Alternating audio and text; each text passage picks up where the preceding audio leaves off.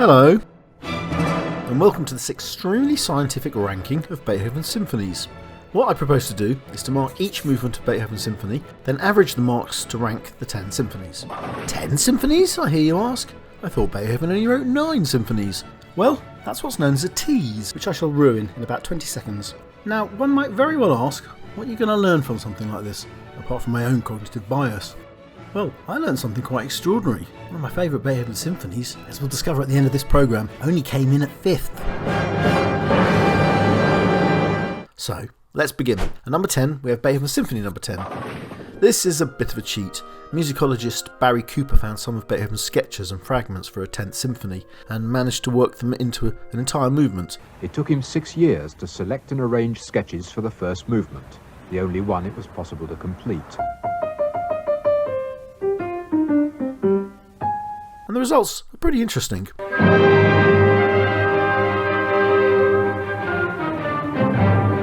But not enough to budge the symphony from last place.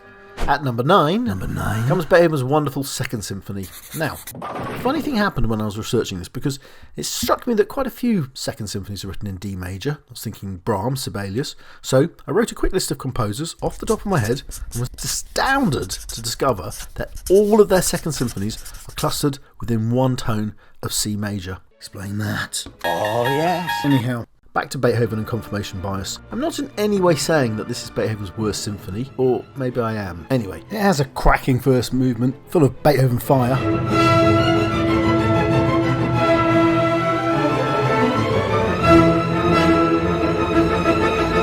But the rest of the symphony doesn't quite hold up, for me anyway. You can disagree, agreeably, in the comment section below. At number 8, we have Beethoven's First Symphony, and what a banger of a first symphony it is. Beethoven actually waited until he was 29 to write the symphony, which is extraordinary when you consider Mozart was still in utero when he composed his first symphony. Anyhow, there's lots of great things Beethoven did for the symphony, and one was to elevate the third movement trio minuet into a more grandiose structure. And that's already happening in the symphony. I mean, I've got to be honest, the minuet trio third movement has never been my favourite part of a Haydn or Mozart symphony. But Beethoven is already making this movement feel a larger, more important place, and that's a process which will continue throughout Beethoven's career. Beethoven was starting to outdo his master and teacher, Haydn, with this symphony. Don't forget, Haydn was still alive. He had just completed his final London Symphony only a couple of years earlier. But here, in his first symphony, Beethoven is already trying to outdo his former teacher. We can lose this perspective when we look back through history, making sense of everything by experiencing events backwards. From this perspective, Beethoven's first looks small and insignificant compared with what he was to write.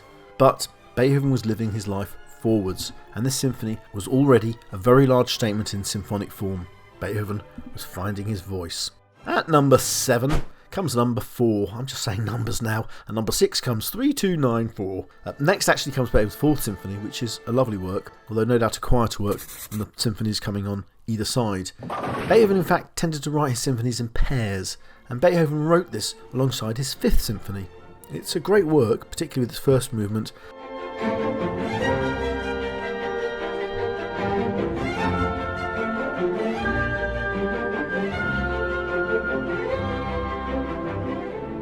But not as great as its odd-numbered sibling. Next up in 6th comes Symphony No. 8. Now, have you noticed by any chance the rather large number of even-numbered symphonies that are coming lower in the charts? Do I have a bias against even-numbered symphonies?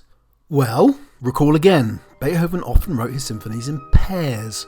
Starting with the third, his odd-numbered symphonies tended to be big, loud, public statements, and the even-numbered ones tended to be a reaction against those louder works, and be more private, quieter, more disposed to wit than passion.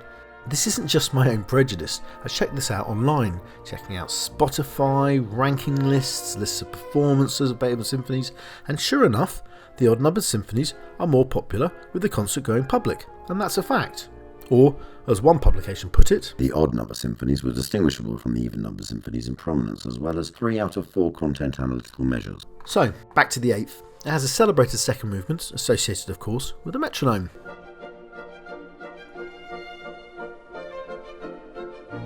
An old-fashioned machine. Scholars today question that connection, but there is no doubt that Beethoven and the inventor of the metronome, Johann Meisel, knew each other very well. Meisel invented all sorts of horns and instruments to try and help Beethoven with his encroaching deafness. Meisel also invented machines to play Beethoven's symphonies mechanically, in fact to play Beethoven's Wellington Symphony, which is one of his worst works.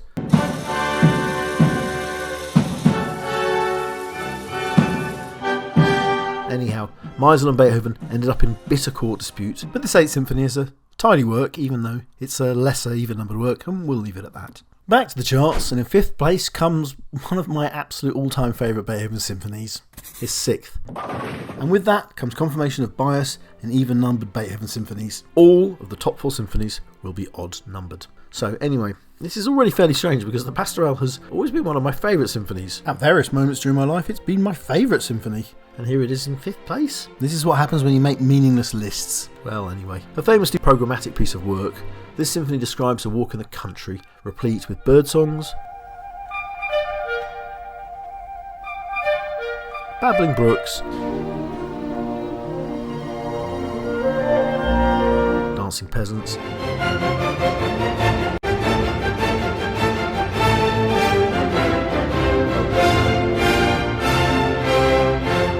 and thunderstorms. I mean, that storm has everything. Gusts of wind, blasts of lightning, the way it approaches and recedes, and you can hear, yes, hear, the sun coming out afterwards. Nice one, Ludwig.